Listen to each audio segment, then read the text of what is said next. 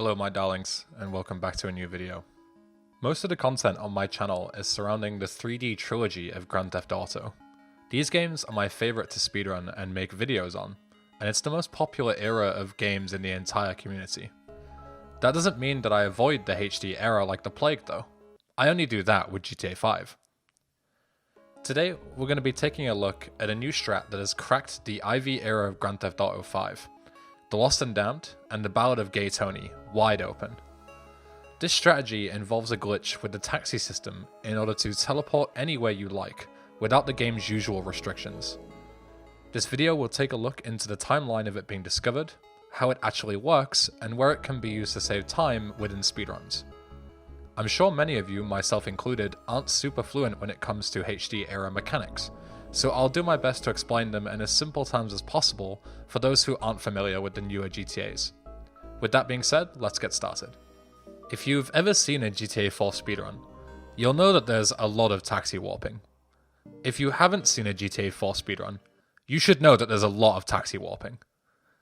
Essentially, the main method of transportation is hailing a taxi within traffic and using that to teleport to specific waypoints around the game. These waypoints can be missions, stores, or even your own custom waypoint that you can place on the map.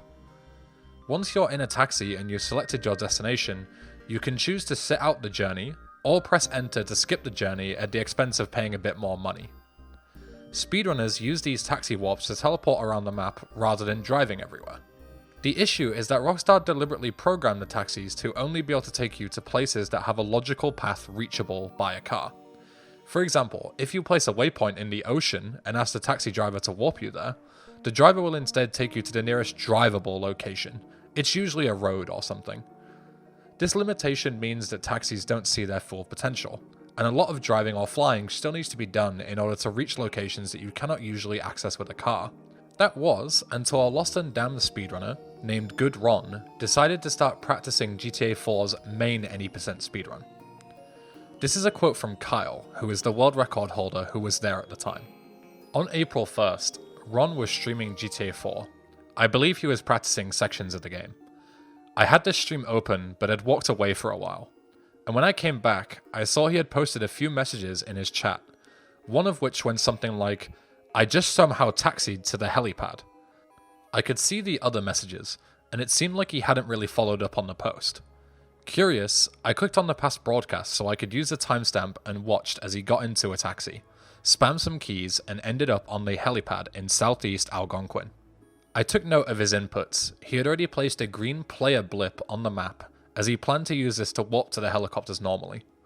I watched as he entered the taxi, paused around the point where you'd be selecting a destination, saw he had selected a destination during the fade out before the pause menu fully appears, and then proceeded to spam some inputs which caused the green blip to become placed and removed, over and over again off the west coast of Alderney in the ocean.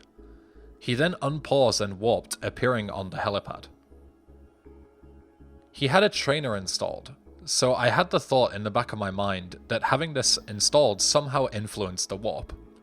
He had already moved on a while back in the broadcast to continue with his practice, so I assumed he either hadn't tried to figure out what happened, or he had and he couldn't replicate it. I later learned he had actually attempted to replicate it after the initial warp, but hadn't succeeded.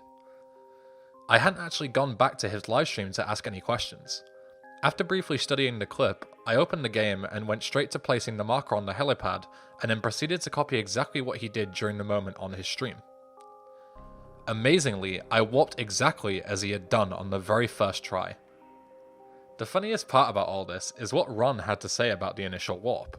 To me, it appeared he had been messing around with some sort of spam technique while viewing the map. It turns out he was actually just frustrated and had been spamming the keys out of frustration. None of what had happened was premeditated. It's really quite a tale, as this would have been lost possibly forever if I hadn't noticed the messages he posted in his chat following his moment of frustration, in which he somehow perfectly executed the required inputs through spamming some keys. He had already moved on, assuming the warp was just an unintended side effect of using the trainer. Luckily, he wasn't using a microphone at the time, otherwise he likely wouldn't have even posted it to his own chat. It's always crazy how such a large discovery can come from something as silly as mashing keys in frustration.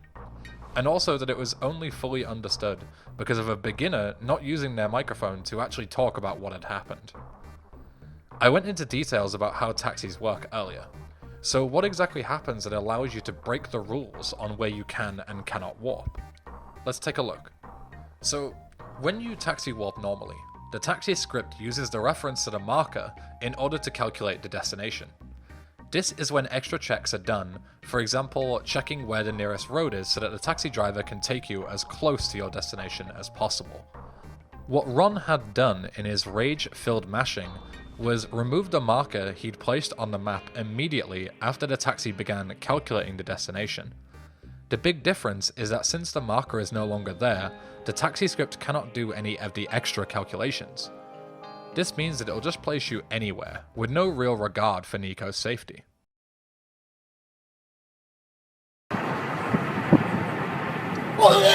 Fortunately, the game does have a failsafe for spawning out of bounds, and will teleport you back to the surface after a few seconds of falling into the void. If you wish to replicate this at home, it's important to understand that you must remove the marker right after beginning your trip in the taxi, and to skip the journey ASAP after unpausing. After that, all 3 fans of this game will go wild as you pull off the glitch and warp through the void like the professionals. This opens many doors for a lot of useful warps across the games, as a lot of mission destinations are either out at sea Can't get you any closer, buddy. or inside a compound that you usually wouldn't be able to access with a car. Let's do it.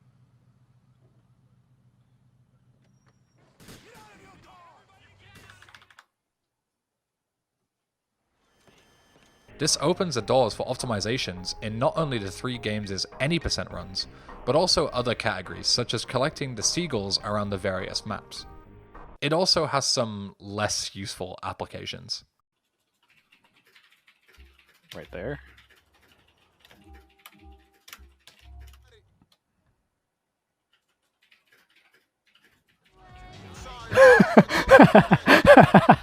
That's all for today. I hope you learned something new, and I'll see you in the next video. Have a good day.